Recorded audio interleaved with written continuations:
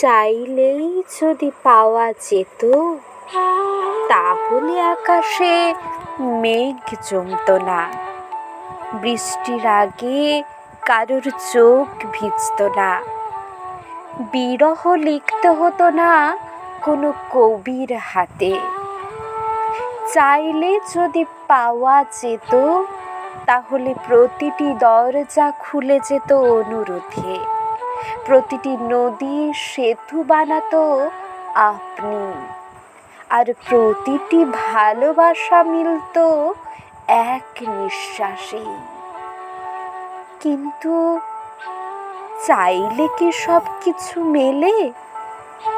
না মেলে বলেই কিছু গল্প অসমাপ্ত থাকে, কিছু গান অর্ধেক সুরে থেমে যায়, আর কিছু মানুষ কেবল স্মৃতিতেই বেঁচে থাকে।